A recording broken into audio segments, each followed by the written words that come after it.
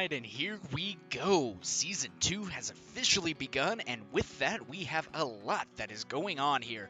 We had 77 competitors, 78 if you count myself. I kind of count a little bit. I compete in the league too, but with that, 78 people who have gone ahead and joined the league for Season 2. That's right, we ended the Season 1 with about 58 competitors and have gone ahead and joined into Season 2 with 78 starting off very strong.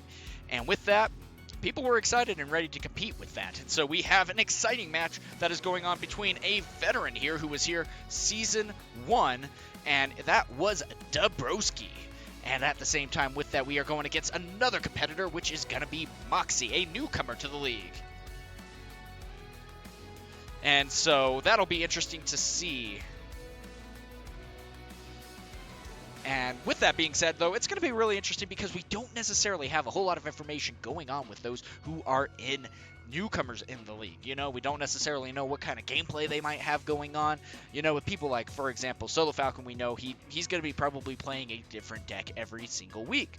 Even though we saw in the championship that he does necessarily go ahead and play, you know, a Ruby or a Ruby Sapphire deck in the finals and whatnot, but he was playing Diggy Diggy Hole, he was playing Steel Song, he was playing Amethyst Steel, he was doing everything, a full-on aggro Amber Amethyst deck even at one point. You know, and with that, normally in this league, you have the ability to go ahead and get things kind of figured out as things get going. And so now, though, with Duhbroski, we have seen a match with him once, and so it's going to be interesting to see what's going to be going on here with these two competitors, and I'm excited to see what they are going to do with this. And so it looks like we have everything that is going to be going on. We have both competitors who are working on getting things in order. They're having a little bit of technical issues with the communication, but yeah, they are good to go. So with that, they are going to start the match, and we will be all set with that. So it's going to be interesting to see who is going to take this match. Now, of course, we've had one match so far that has already happened, and again, it was with Solo Falcon, who has been so excited to get back into this league, and he was able to take on a newcomer as well, who wanted to join at the end of the season, but ended up just going a little bit too late in that case. But with that, yeah, we already have a challenge match that ends up happening, and they took that and ran with it. And so it's going to be interesting to see what that's going to do. And it looks like Solo Falcon has started off with a win already. Now, if you do notice that Solo Falcon did, in fact, go ahead and take that match 2-0, and he was in second place at the end of the season of Season 1, actually. And so, I mean, just an absolute dominant force, something that is very tough to have to take on here. And so we are here at Season 2. This is the first live casted match, something very exciting to be able to see, and I'm excited to see. Now, in particular, I went against Duhbroski. I was actually his first league match when he joined this league. I think it was back in like week 3. Again, thanks Solo Falcon for getting pretty much his entire locals to join this league. And so I went against Duhbroski, and we actually had a really close match. It was a Ruby Sapphire mirror match that we had going on back in week 3 or 4, and managed to barely take that against Duhbroski 2-1. But I mean, he's a very skilled player, not someone to underestimate.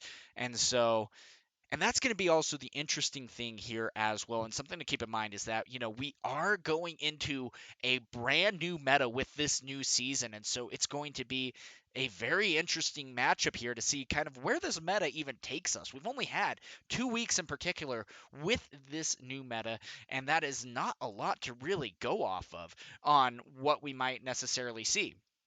You see, for example, everyone's just absolutely obsessed with Oswald's. Got to get some, you know, Lucky Dimes and Tamatoas going their way kind of thing to get things going. And with that, of course, a lot of the meta or a lot of the community had already been freaking out about, you know, the Oswald item chase of blue steel. And so, I mean, and rightfully so in a lot of ways, you know? And that's something to definitely be weary of. But at the same time, especially with this second week and a lot more of the competition that has been going on, it's been interesting to see how this meta has developed. And so with that, it's going to be interesting to see how this will continue to go, especially in this league. And we are starting right here with green steel and a Curse Merfolk that is going down onto the board. And it looks like Duhbroski has one priority here, so he will be on the play as Moxi is on the draw. And I mean, again, like we have kind of noticed in this meta as well, being, on the play is a pretty big advantage, and it seems like each new set, that meta continues to grow, and so it's going to be something that you need to keep in mind as you continue to go about this. You got to be so careful about that, and it's going to be interesting to see how the power creep, but also the advantages that go continue to change even from set to set, because we continue to see it just continually to get elevated with that. And I mean, with that too, that is going to be a big play for Ursula. You're at least able to see his entire hand to be able to plan everything out. Now you're seeing, of course, the new Sapphire Coil in particular, the Tipo as well with the Sail the Azurite Sea. That's some pretty good information. But what's also interesting, though, no other, basically turn 4 plays outside of the Grammatala. You're not going to necessarily see him going ahead and playing even a how far I'll go. You don't necessarily know if he's going to be playing that anyway. So there's a lot of really tricky things that are going to be happening here with that. But that is a lot of information that Moxi just gave Duhbroski. Now, of course, at the same time, Duhbroski is going to need to basically race to the finish with this in a lot of ways, because the longer that this color combo goes, the more that it is able to set up its board state and just continue to turn things around and dominate. So you got to be so careful about how you go about that, because if you end up missing a draw or missing up on a turn or something like that, then there's a good chance that you could just end up falling a little bit too far behind. And, once you start getting some board wipes, especially if you don't have the card draw, you're going to find yourself in a lot of trouble. But then right there, we see Moxi go ahead and play the Tipo out onto the board. And he is typing away secret encrypted messages. Not to me. I didn't get a message from him. Kind of bummed about that. But this is going to be an interesting one, guys. And again, thank you so much for being here. We do live casts in this league and also recorded casts as well. So if you go ahead and upload your footage, if you are a part of this league, then there is a good chance that I will actually cast it as well, even after the fact. And so something that is just really fun for these competitors to be able to have. So just a really exciting time. Going to be inking the Grammatala instead and going for the another popsicle out onto the board.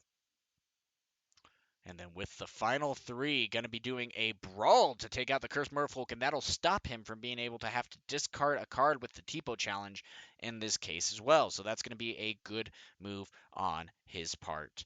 And so you just got to be a little bit careful, again, like I said, of how you play about this. Ooh, and the Diablo is going to be a big move right here.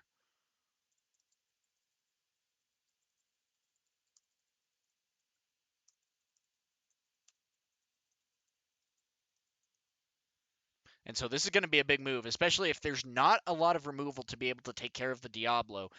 There is a lot of card draw that Ruby Sapphire can necessarily play around with. And so you got to be a little bit careful about how you go about that, because, I mean, Diablo can just get you so much. And, I mean, just a really great play by Duhbroski there to go ahead and bait out the brawl. You definitely, especially in Ruby Sapphire, you don't want to necessarily be discarding a lot of cards, and so it's a great job on trying to get rid of the Diablo or get rid of the Cursed Merfolk here without needing to necessarily go ahead and get things, challenged in this case. And so you got to be so careful about how you go about this. And a Smee coming out is going to be absolutely scary too. And with a Doc coming out, being able to top deck 2 more cards into his hand, and then going ahead and questing for 2, going up to 8. 8-0 right now with 5 ink in play. You got to be a little bit worried about that. But again, you're seeing your opponent, they've been able to ramp a little bit. They're going up to, I believe, 5 this turn. And so you got to be a little bit mindful about that kind of board state that they're going to have. There's a good chance that they could go ahead and potentially get up to 7. And by the time they do that, there's a good chance that a Be Prepared could very well be coming out as well. And so you're trying to climb as fast as you can to get to that status before the board wipe ends up coming in. And right there, you see a $60 card being used for ink. Does it hurt a little? Yes, but when you can't banish items, that's just the fact of it. You're going to be using that for cannon fodder in this case. And in that case, the crab is turned into ink. And so, with that being said, though, the Grammatala will then go ahead and quest for the one. And it looks like Moxi is going to be out onto the board in this case, but still, a 7 ink deficit is going to be a little bit tough to have to go through. And again, another Diablo is going to be coming down, and that is, again, a lot of information to have to look forward to. Again, the Vision of the Future is going to be a really good card to be able to have. Same with the Maui. That is just an absolute slugger. Now, you also got to be a little bit careful because the Maui Half Star can go into the Diablo. So you're going to be wanting to take care of that necessarily before you are going to be questing with the Diablo necessarily, because there's a good chance again that you could go ahead with then the brawl back to hand in that case, and just doing basically being able to take out two characters with Maui and also gaining a lot of lore. There's a lot of movement that can really happen quickly with this matchup that you got to just be so careful about. And so,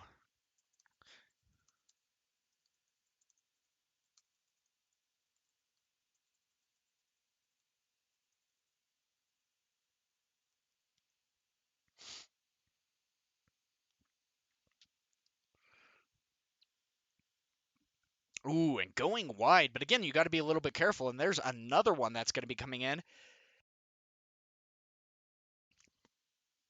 And another Doc that is going to be coming out as well. And he's just basically saying, hey, I'm going to be questing with everything. Come at me. And he's at 13, but still, he has one more turn that he's going to be able to work with, and he has 3 cards in hand, and that is going to be a lot to be able to work with. Now, of course, at the same time, he's going to be able to quest for a good amount here to be able to get things moving, and so that's going to be a difficult situation for him to be able to do here. You're not going to be able to play the big Sisu yet, which is also going to be a difficult situation as well, and something to definitely be keeping in mind as you go about this board state. Still, though, just doing an absolutely great job about racing to the finish here. Even if a Be Prepared does end up coming out, it's still going to be an absolutely great powerhouse of a move to be able to get up to pretty much that 20. I mean, things have to start getting taken out. At the same time, though, the Smee is going to be absolutely safe in this case. You would have to trade in with a Grammatala to be able to stop that, and that would really hurt, but that still is what's going to be happening in this case. And I mean, still, even so, now the Brawl could potentially even come out as well, taking out one of the Docks, or even an Ursula in that case, and the Maui could be taking out another. So it looks like the Maui's just going to go ahead and take out an Ursula in that case. And that's still going to be putting Duhbroski up to, 17 in this case. And that's still a really good scenario to be in, especially against such a dominant deck. Now, of course, you do have to be mindful of the Pirate's Life. That's going to be a very difficult thing to have to worry about because the pirate life can really start to devastate your lore gain here. And so, something that you need to be very careful and mindful of. And so, if you do end up on accident just getting things taken out and whatnot, that final 3 lore, and especially if it starts getting hit down a notch or two, that can be such a difficult scenario to try to get through here. And so I'm going to be curious to see what's going to be happening here, what maybe we are going to be able to do in this league, and what Duhbroski is going to be able to do to get this win. And so it's tough. And I mean, at the same time, Moxi has a little bit of a climb to be able to make here to get ahead. Not an easy scenario for either players. But luckily on the plus side too for Duhbroski at least, we've been able to see what is in Moxi's hand. And right now we're not necessarily seeing a whole ton of answers. Those Diablos have been putting in absolute work with that. And again, the Diablo is going to be coming out. There is a Pirate Life, a Vision of the Future, and a Brawl. I mean, that is scary right there as well. Things you got to keep in mind with that. And it's like, Gosh, do you go for the... And another dock coming out. Oh my gosh. How many docks are going to be able to come into this scenario at this point? I mean, just an absolutely great job there. Pete would be absolutely paramount right now for Duhbroski, but I don't think he necessarily has that in hand, unfortunately. But at the same time, we don't have a be prepared just yet in hand. Now, at the same time, a vision of the future could go ahead and do that. And then there's a good chance that we could go ahead as well and have even the half shark can't sing it. It's a 6 cost, so it can't be sung. So if anything, there's a good chance that things are going to be getting destroyed. There's no doubt about that. The brawl can take out the unready dock. 2 characters can be taken out that are exerted in this case as well. Vision of the future could potentially find another answer as well. And so you got to just be hoping. There's another brawl that we see right there being found as well. 2 Tomatos, but at the same time, unfortunately, Moxi hasn't had any of the answers needed to get some good card draw going. He's been missing his Hirams to be able to banish items. And he hasn't had any more items since his 2. And so this is just such a difficult thing. But he has, potentially 2 brawls that he would have in hand, and then 2 other characters that he could then take out. But even then, that's not going to be enough for how wide Duhbroski has been able to go. And so because of that, Pirate's Life might be able to slow things down a little bit. But even still, that's either going to be taking all of your ink, or the half shark has to sing it, and you're taking out one less, player in that case, or one less character in that case, and that's going to be a very difficult thing to have to encounter here. And so it's a very difficult board state. And I mean, at the same time, great job on Duhbroski for being able to build up such a wide state. I mean, this is a board that you do not want to see, especially when you don't have a be prepared in hand. This is also really interesting. And one thing you got to consider with Duhbroski as well is that, I mean, both competitors too, we haven't necessarily, outside of Sapphire Coil, we haven't seen necessarily any set 7 stuff, which is really interesting to be able to see. And it looks like, yep, the Brawl is going to be taking out the Diablo, which is going to be a great choice right there, just making sure that there's no more card draw that Duhbroski needs. I mean, odds are, I'm going to call it right now, he has another dock in his hand, just how he's been drawing. Duhbroski has his 4th dock in hand. Just calling it. But still, it's like, he's not going to be opting for... Yeah, it looks like he's not going to go ahead and opt for the Pirate's Life in this case. But does he have enough to take out... He needs to take out 2 more characters. And I just don't think that's going to be possible for Moxi in this case. And that's going to probably be the end of Game 1. And so something that we definitely just have to keep in mind here. And so... that's going to be a difficult board state to have to deal with as well, and something to definitely keep in mind. But still, with that, that's going to be the Passover, and we are going to be going over into questing for 3 and going to 20, giving Duhbroski Game 1.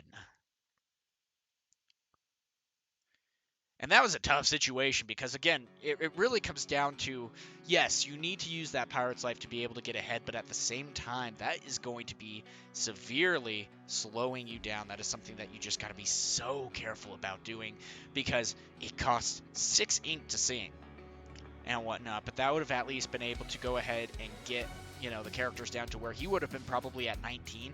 But even still, that extra turn to potentially find that be prepared or something might have been able to help out Moxi on getting that final leg to get control of the game back.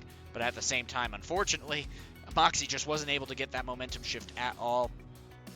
And that can be a little bit difficult to have to encounter here. And so, with that though, great game from both competitors. I mean, and you saw just what kind of power that Duhbroski was able to have with Emerald Steel. Now, this is also interesting, too, because a lot of us necessarily thought that Emerald Steel was kind of taking a backseat with all of that, especially with the meta that we had necessarily. It felt like that Emerald Steel necessarily kind of fell to high tier 2, but wasn't necessarily something that was seen all that much. But then we saw, specifically with Molly May during the final tournament, moving up to 3rd place with a discard. And we also even saw, Hooded Biscuit even going in with his discard as well. And I mean, like, it's just interesting to see that Emerald Steel is still something that you cannot count out in this meta yet. And in fact, especially with how everything has moved around, especially with, Sapphire Steel, Ruby Sapphire, and things of that nature, discard is going to be becoming a powerhouse once again. I still don't necessarily think it's going to be, top tier 1, but it is going to be having some really great matchups, and we're already seeing it do well in tournaments, local or otherwise as well. So it's going to be interesting to see. And right now, luckily we have Moxi, who's going to be on the play, and that can be a pretty big difference, especially as these competitors start to go for their game 2, and they're doing their mulligans right now. And so it'll be really interesting to see what they are going to be able to do with this matchup. But let me go ahead and let me know, who do you think is going to win game 2, Duhbroski or Moxi? I mean, it's going to be a tough one. So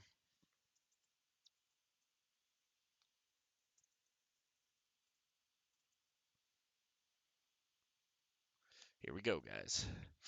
So with that, I mean, it looks like both players ended up putting back a lot of cards each. And so it's going to be interesting to see what's going to end up happening here. And this is going to be, I think, a tough matchup. And Duhbroski's going to need to be putting in a lot of work, especially if he's, if he's able to utilize some of the his action cards early on, and hopefully getting some, you know, advantage on the board state as well. I mean, you're really hoping that Moxi can at least draw well, and Moxi needs to draw well this game in order to stand a chance, and that's going to be a difficult situation for Moxi in this case. Moxi cannot miss. At the same time, Duhbroski, if he has a turn 1 Diablo, that's going to be very telling too, because you're going to be able to look at your opponent's entire hand and then even draw out a lot of cards, and it's like, Moxi, for example, cannot afford to not play a, Sail the Azurite Sea in this case. But that's going to be giving, the Diablo a good turn in that case. But oh my gosh, it looks like Duhbroski is just going to be inking for turn and passing. And so no turn 1 play, no Curse Merfolk, no Diablos at all in the starting hand. That does hurt a little bit. And so it'll be interesting to see then what's going to be happening here as we go into this game 2. And we got some exciting things coming for you guys as well. And it looks like in this case, yeah, he's going to be opting in for the TPO, and we'll see how things are going to be going here.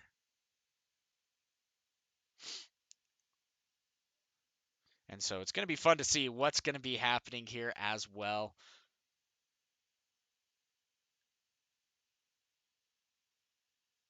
And so let's see what's going to be happening here. And I mean, right now we're seeing a really good start so far. If a turn 4 Hiram can come out from Moxi, that would be a absolute great work. You'd hate to see the, the Doc coming out turn 2. That can really hurt. It's a 1/3. It's not necessarily going to be able to do a whole lot, and that's going to make a pretty big difference, and something that you definitely don't want to have to see. Still, though, this is a very difficult situation. But still, Duhbroski could potentially turn it around. But again, like I said, the longer this game goes, the harder it is going to be for Duhbroski to get back into it, especially if Moxi is going to be able to find the answers that they need. And right now, the card draw, for example, is going to just be powerful here. Plain and simple. The draw is going to just be insane to have to go against here in this case. This is a very rough start for Broski, and a great job on Moxi. If he can just continue to keep this momentum running, this is going to be a great turn of events for him here. And so there's the Diablo finally being able to come out. But again, if you don't have the action or the turn 1 Diablo to be able to play, that can just severely slow you down, especially if there's a brawl in hand. that Moxi can just go ahead and use, that is going to put Duhbroski even further behind. And that might even, taking out the Diablo could very well solidify game two even this early in the game. I don't want to count that out at all, but I mean, still, with the start that Duhbroski has had, there's the Sisu going in and taking out the Diablo. Man, that's a blow. That is 3 ink that has just instantly been removed for Duhbroski. That hurts right there, and that's going to be slowing him down immensely. It is turn 4 going for Duhbroski, and all he has out now is a dock. And so he needs to be doing something to begin starting to build up his board. But at the same time, when your opponent's already at 6 ink, good luck when it's Ruby Sapphire. That is so tough to have to counter against. And still, there's another Diablo, and with that, a Hidden Cove and a dock that is going to quest for 1. But still, again, we could even be seeing with that a big Sisu that is going to be coming out for turn, removing everything. Hidden Cove is a great card, but at the same time, if nothing's there yet and a big Sisu ends up coming out, it's going to be wiping his board and putting Duhbroski even further behind. But still, the Maui Half Shark, that's a breath of fresh air right there, at least, to be able to get things going. Still, at the same time, you're not going to necessarily be wanting to move things into the Hidden Cove at all, just because it's probably going to just get blown up this next turn anyway, Um, but still, what's going to be interesting as well is that the Diablo at least can go ahead and attack into the Sisu and potentially take it out. And yep, that's going to look like exactly what's going to be happening here. And so that'll be good, to at least get those things moving forward. And it'll be interesting to see what they are going to be able to do to be able to bounce back here. And still, a Fire the Cannons, taking out the Tipo as well is going to be a great move. Or potentially, yeah, taking out the Tipo and then questing. Duhbroski is playing this to the end. He is not going to necessarily go ahead, and that's another dock, though, that's going to be coming in, not for the card draw, but just because you don't necessarily know what's going to be played, or you don't have any other options necessarily. And still, at the same time, Hidden Cove. It's a tough situation. The Maui can also take out the Diablo, so even though, yeah, Duhbroski was able to draw a card off of that, that's still not going to be necessarily anything to write home about in a very difficult situation for Duhbroski to find himself in. I mean, the momentum is still continually going into Moxi's uh, neck of the woods here. And I mean, being able to return a Sail the Azurite Sea, gaining a lore as well. I mean, this is just a tough situation here. And if there's going to be the Sail the Azurite Sea gaining a lore with the Maui Half Shark and being able to draw a card, instantly replacing itself, and then continuing on ramping up as well. And so there's going to be the new unconventional tool, and then a Grandma Tala to be able to draw and add a card to hand. And so, again, though, this is also maybe a little bit of fresh air for Duhbroski because, again, Moxi isn't necessarily fully dominating the game yet. Again, no Hirams again for Moxi, which is really slowing them down in this case and making it very difficult for them to be able to get this underway. And so it's going to be still going to be a very tough match for Duhbroski. And Moxi, I'm still saying that Moxi has the advantage, even to the point of potentially even winning this game too, even at this point of the game. But at the same time, Moxi is not necessarily doing a big momentum shift just yet. So it's going to be interesting to see what kind of answers we're going to be able to find here in this very difficult matchup for Duhbroski. He's had about as rough of a start as you could have in this matchup. And, that's not to discount him as a player. He's an extremely skilled player. But when the deck just doesn't do what it needs to do to help get you ahead and help you stand a chance in this game, you almost defeat yourself in that case, because especially with the cards that you have in hand, it's like, look, he's played, 2, 3 docks right here in the beginning, and at least he's able to smash, the half shark. That's going to be helping out too. And he's going to be moving into the Hidden Cove. That's going to be good. But again, the Hidden Cove is probably just going to be taken out this next turn as well. But it's still, the Half-Shark at least being taken out is a good step in the right direction. But there is just so much game left in Moxi. This is where we really start moving into a grind. And it's just going to be going back and forth. And so it looks like Hidden Cove is now going to be at 5.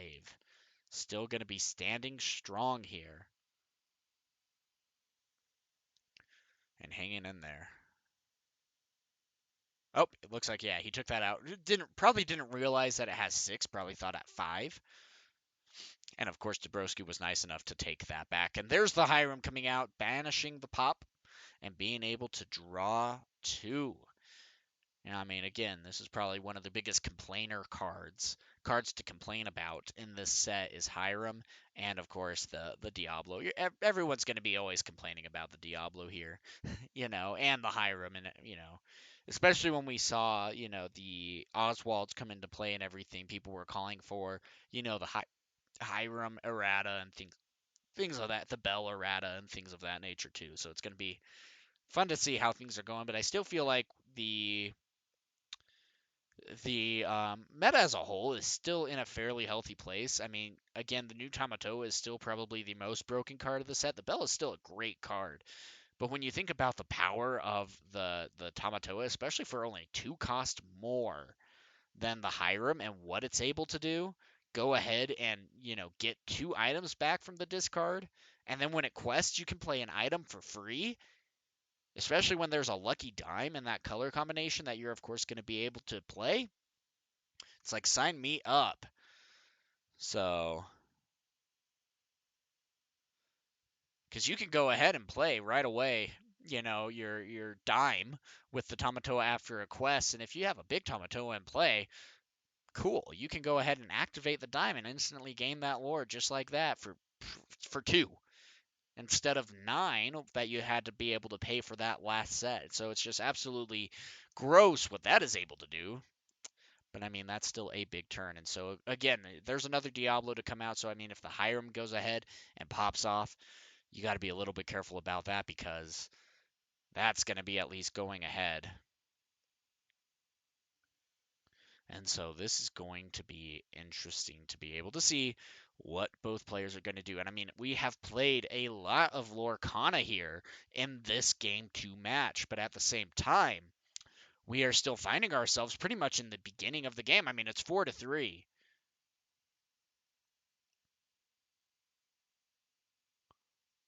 And so we'll be able to see what might be happening here.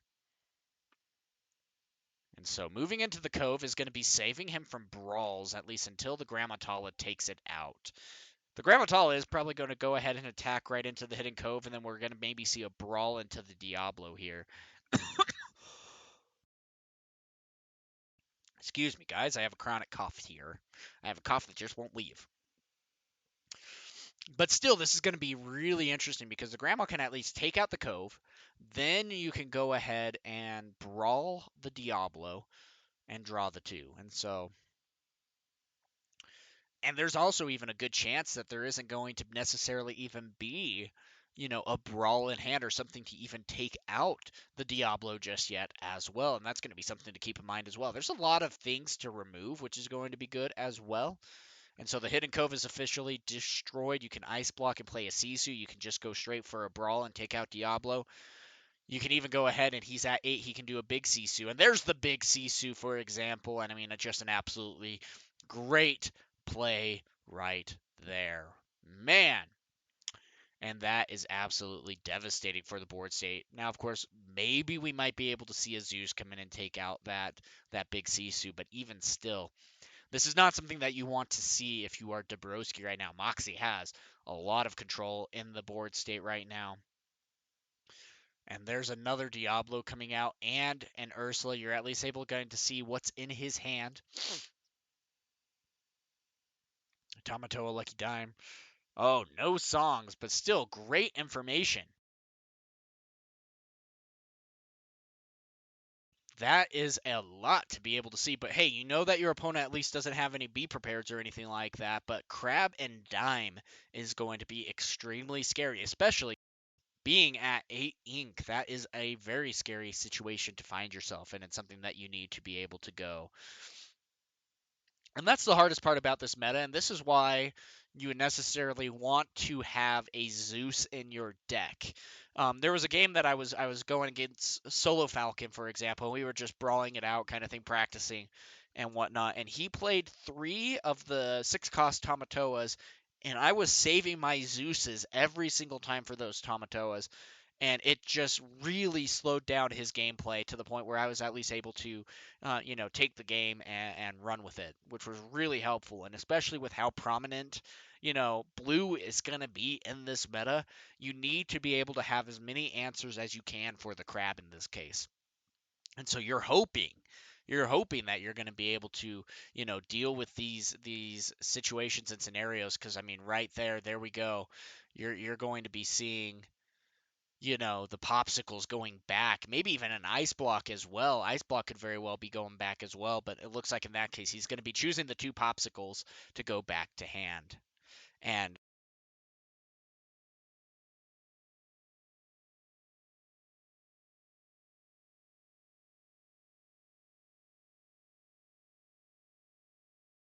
I mean,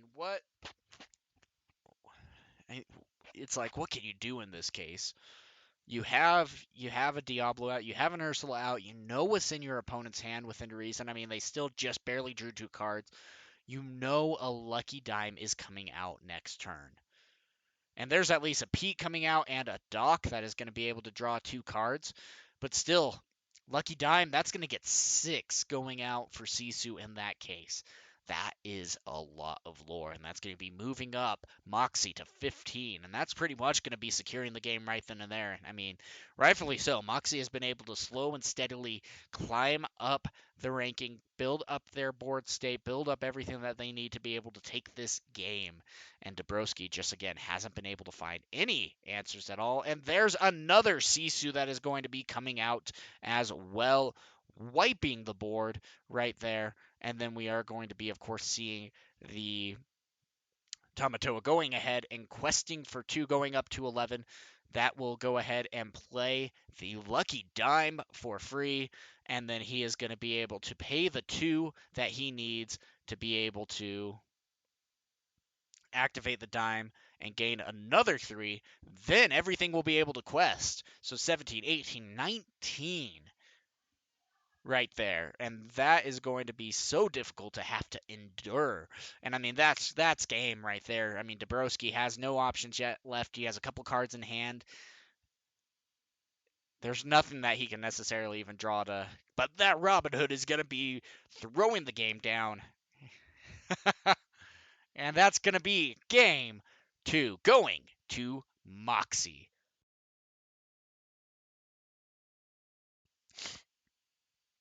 And I mean, just an absolutely great showing from Moxi in that case. And also how, in this case, Sapphire Steel or Sapphire Ruby is still an absolutely prominent deck here in this meta. And I mean, you're seeing a lot more of a conventional one where they're not necessarily doing anything too out of the ordinary from last set outside of adding Sapphire Coil and and the Tamatoa, the new Tamatoa. And I mean, we gotta say here for a second too, the new Tamatoa is just absolutely broken. You saw how expensive it got, where at one point it was just under $70 for a Tamatoa. I mean, and that is just absolutely bonkers that it would be that expensive. But I mean, rightfully so. People needed to be able to get that card and everything, and so it's a tough situation in that scenario. And rightfully so, though. There is a lot of game left, though, my friends. We both have, and we are going into game 3 right here. We have Duhbroski, who took game 1, being on the play. We had Moxi take game 2, being on the play. And now Duhbroski is on the play for the final game. Who is going to be taking match 3 or game 3 and winning their first match of season 2? Is it going to be Duhbroski or Moxi?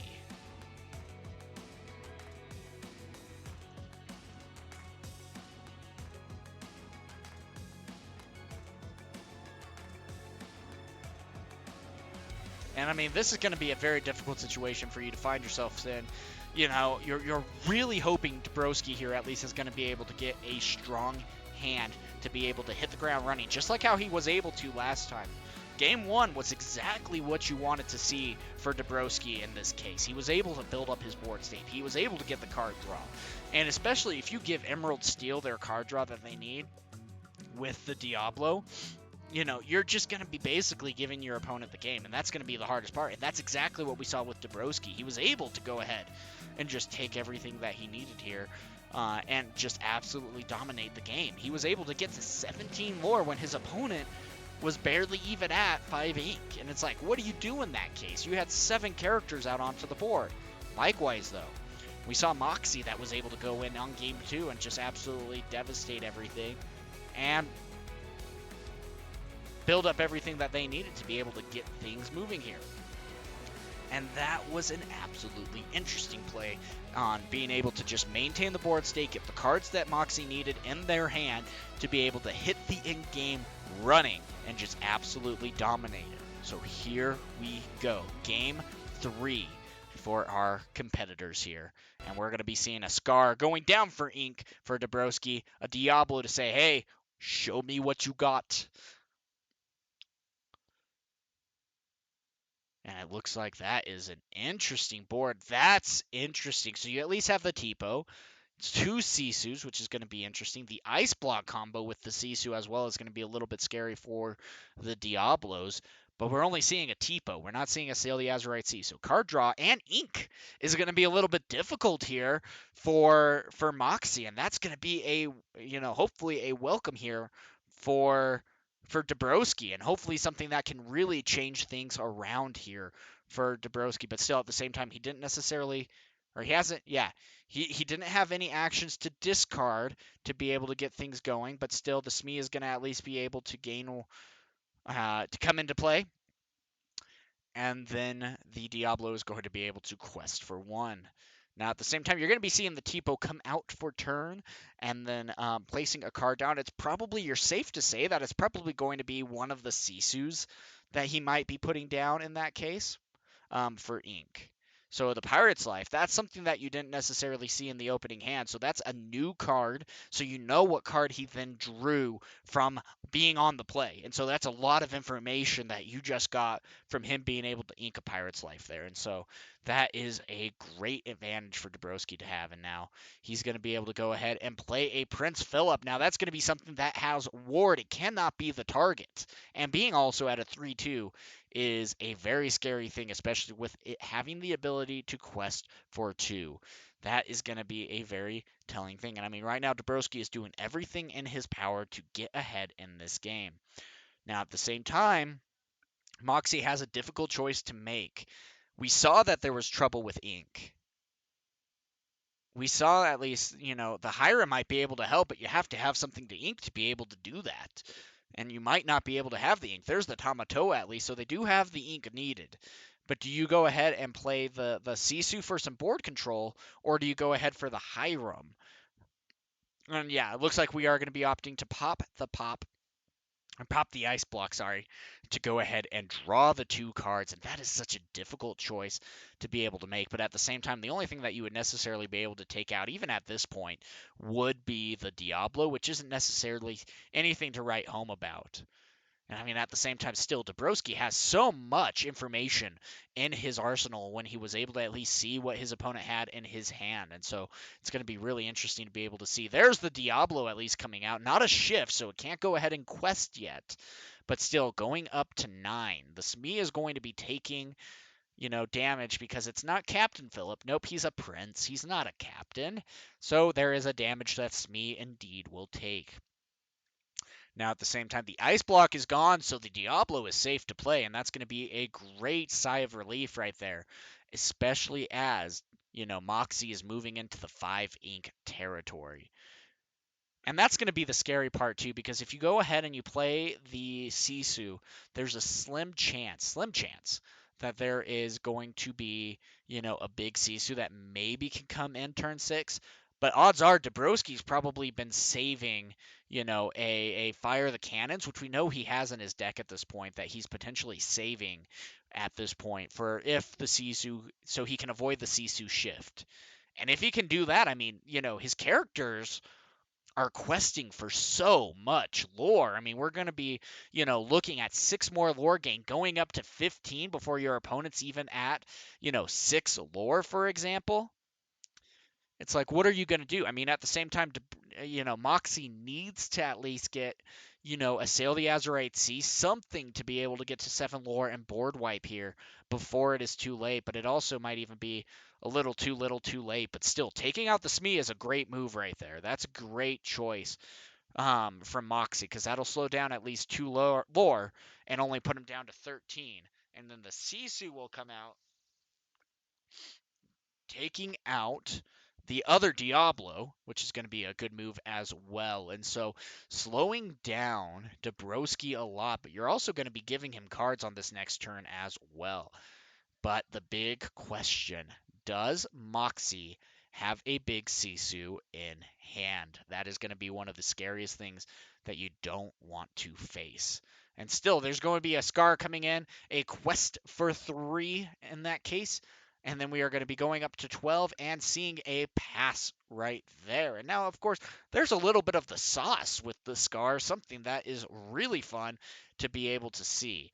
Now, it's like, why would you necessarily be wanting to play that Scar in the deck? Well, let's take a look at what it necessarily does. That's not a card I'm completely familiar with here. And so, it's mainly for the card draw. And I mean, that's going to be especially trying to get some answers to get things going. And so there we go with a Grammatala going down for the 6th ink. And then a Tamatoa coming out, and he's going to be going into the Prince Philip, taking 3 damage. And I mean, that's going to be a lot of damage too. Again, though, especially because a Fire the Cannons can go ahead and hit the Maui, and that would be a lot of damage that would go ahead and be hit there. And so, still,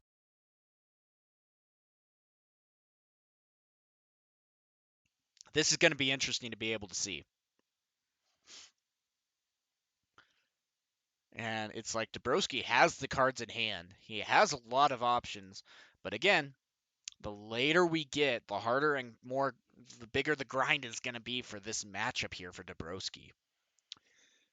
And if we start seeing, we've already seen one of the Pirate's Life being inked. And there's a good chance, if this is an older list that was just barely updated, there's a good chance that there's only 2 Pirate's Lives that are in this deck. And so, with one being inked already, there's a good chance that Duhbroski might be in the clear from Pirate's Life at least. But still, that's a very small threat compared to everything else that is in Moxi's deck. There are so many threats, and there are so many great top decks to be able to get you in this game. And so, Duhbroski needs to play this so carefully, especially with the Be Prepared in hand. You got to be so careful about this too, because, if you noticed, Moxi did not quest with the Sisu. So what does that tell you right there? Straight up, what does that tell you?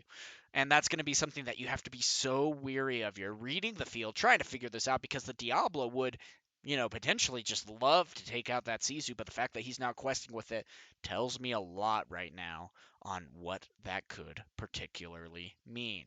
And so, I mean, this is just going to be interesting here.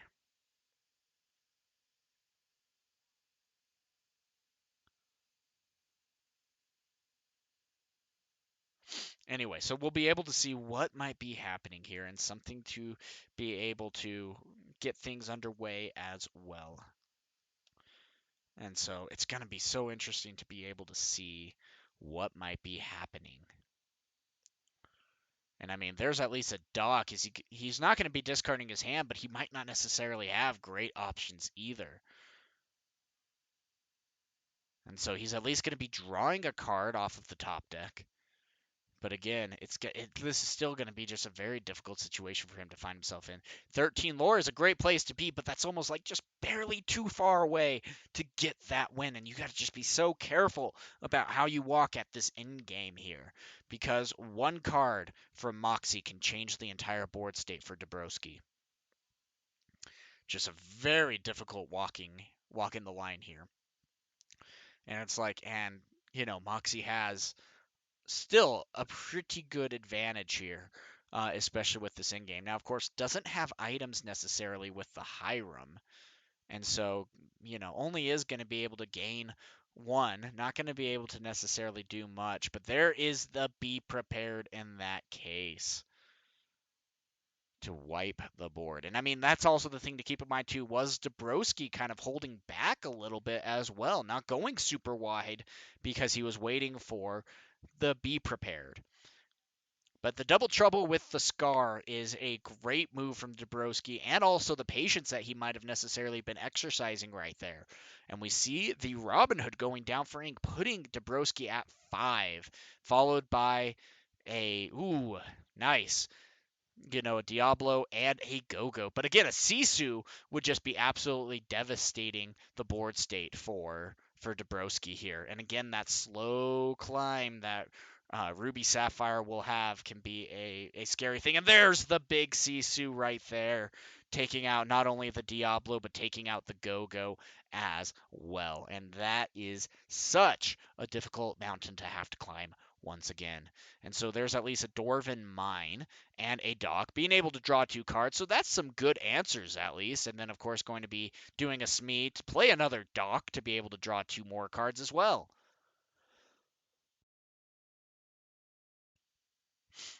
And so the nice part is, at least, unless there's a Tamatoa, or not a Tamatoa, at least if there is a Maui that might be coming out, and again, you're probably playing 2, maybe 3 Maui.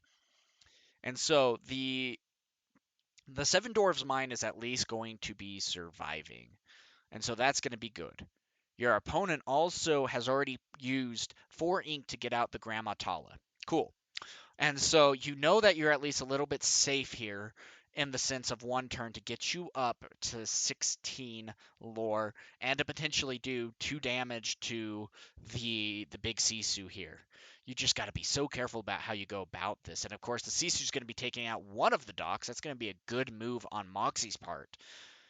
But at the same time, I'm not trying to sound like I'm favoring, Duhbroski here by any means, but I'm just saying, like, you have to kind of maneuver around what your Ruby Sapphire is going to be playing. It is such a scary board state to have to work around because you have to anticipate what your opponent has in their hand. And especially with the amount of card draw that they're going to be able to have, it's tough.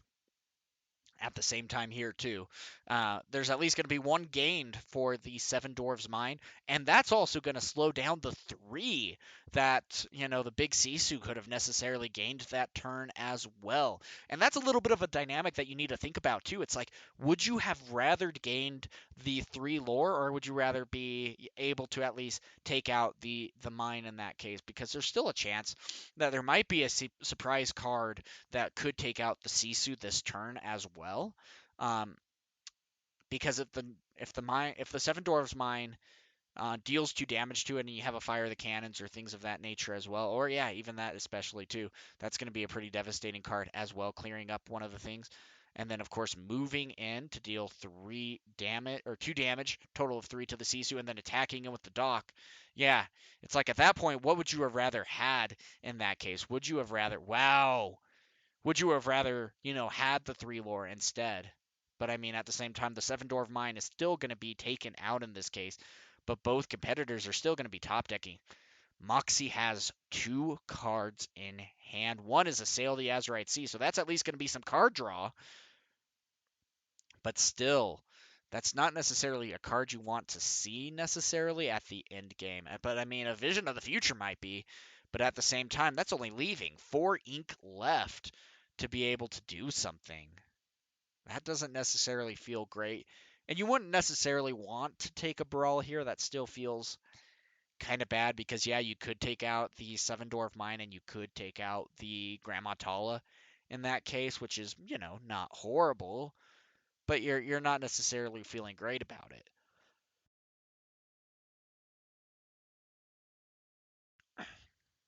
And so yeah, you just got to be a little bit careful about how you go about this. And the tough part is we've already seen Duhbroski play at least two of his docks that I can remember. So he maybe has two left. He might have played three if I remember correctly. The games blur together. But with that, yeah, it's going to be a very difficult situation for him, for Duhbroski to find himself in. But still, the Grammatala coming out to be able to add another card into hand is going to be very helpful for Moxi and to really help set up this next turn, especially now that we are still going to be 5 away from this matchup. But still, a Robin Hood coming in is going to be very helpful as well. Questing for one to go up to 15.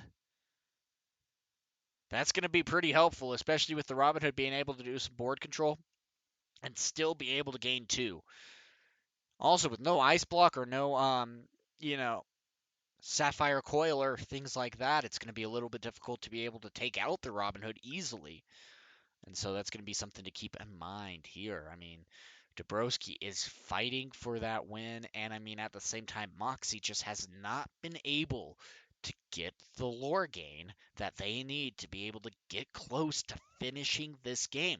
And is that going to be the biggest downfall of this Ruby Sapphire deck? Is that they just weren't able to necessarily do what they needed to do to get the lore gain? It's like, great, I love that you have, the Maui Half Shark in play, but you're still not necessarily gaining any lore here. You're only at 5. There is a 10 lore deficit here, and that is something that is very scary to have to go against here, especially when your opponent is at 15. And so you just got to be so careful as you go about this. And every card could be a make or break for either opponent, really. Let's be real here. If Duhbroski has a great top deck, like the Robin Hood, for example, awesome. That's going to be great. He's going to be at 17. And then also, if he's able to even get more characters out and things of that nature, awesome. Now, at the same time, you have to be a little bit careful because if the Maui Half Shark does take out the Robin Hood, for example, that's going to be so difficult because he's going to be able to get an action back into his hand with the Maui Half Shark activation as well. And so that's going to be difficult. But still, he looks like Duhbroski is going to be committing to the play right there. And then a Prince Philip that has Ward. So really at this point, the biggest thing that's going to be able to do it is, Ice Block won't even do it. Coil won't do it. You have to have a be prepared to be able to take out the Prince Philip while he is readied up here. That is going to be so difficult to have to take down here. And then again, if Duhbroski even has one more Prince Philip as well, then that's going to pretty much solidify the game so long as there's no be prepared. But at the same time, the Maui Half Shark can go ahead and attack into the Robin Hood, get the be prepared back that was already used, and have that kind of option as well. But it looks like we are going to be opting into a Visions of the Future, especially with the final 2 lore. And this is something that we need to keep in mind too. Does Duhbroski have the go-go in hand? Even with a Pirate's Life now, that's going to be taking 2 down. But with a go-go in hand, that'll gain 3 with the Maui Half Shark. And then Prince Philip will be able to gain the final 2 needed to be able to get the win here. So, I mean, that is an absolutely great perspective to have right there and something to keep in mind. You have to somehow learn or figure out how to maneuver around this. And we've only seen one go-go so far. But there's some Emerald Sapphire or Emerald Steel builds that only use 2 go-go's and others that run 4. And so at the same time too, as long as he's able to clear Shark, he's going to be in a really good spot, especially because Moxi just hasn't been able to find, the answers needed here. And still, that's going to be a great play as well. The big Robin Hood coming out onto the board, and then also being able to take out the Maui Half Shark as well. Questing for 2. The only answer at this point is going to be a B prep at this point. So, I mean, Duhbroski very well could have just solidified the game and the match right here with that Robin Hood. But it all comes down to what Moxi has. Now, he does have maybe a Visions of the Future and whatnot, and even being at 9, this turn. Could go ahead and get it. But, I mean, he's tanking here. This is a difficult situation. Tamatoas aren't going to answer anything. Maui Half Shark isn't going to answer enough. You need to find the B prep. But right now, Moxi is mulling it over. He might not have the answers. The longer he mulls it over, the more and more Duhbroski is probably feeling that vote of confidence that he has secured this match. And it has come down to the wire here as well. And there's the Be Prepared. You just saw him. And so it's like, oh, do you almost wish that you grabbed the Be Prepared instead of a Visions of the Future? Still, the trade is going to be coming in. Does he have a Be Prepared in hand? One card. Soon to be two. Oh, there's a Tamatoa, though. That's not going to be good. Going to be able to get some stuff back onto the board. And Ice Block is the only item so far that was able to be fished out of the discard.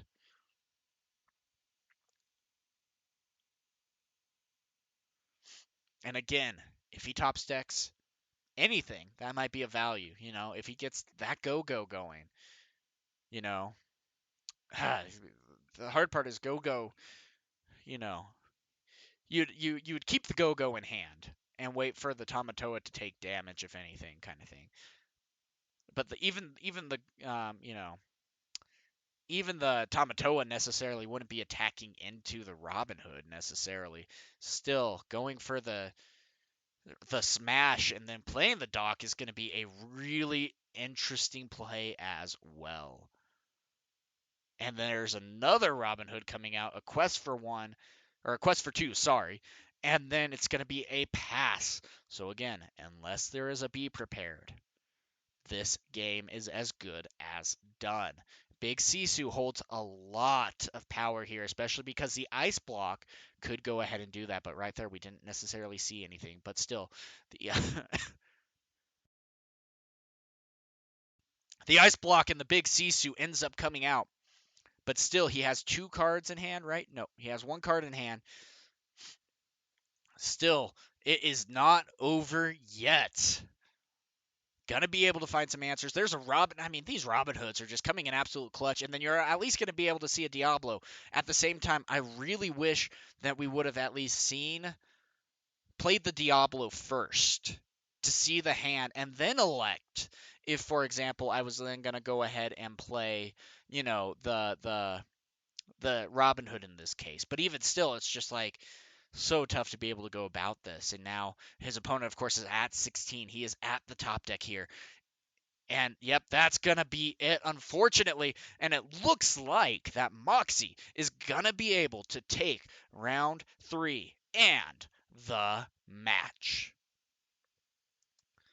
And I mean, it has just gone insane. That was a crazy comeback by Moxi to be able to take that game. Being on the draw, not necessarily being able to get all the cards that you necessarily needed to be able to dominate that opening game, but you were able to hold off your opponent, removing just enough in that game 3 to be able to go ahead and take down your opponent. I mean, great play from both competitors. Duhbroski, I mean, well played right there, and an absolutely great match from both competitors. Moxi, brand newcomer to this league, but doesn't necessarily mean that they are new to the game. They have proven that they know this game state as well, and just an absolutely great play from both competitors. I am excited to be able to see what's going to be happening here with this league. Guys, there are a lot of games left to be had and so many things to be looking forward to with this league. So with that being said, guys,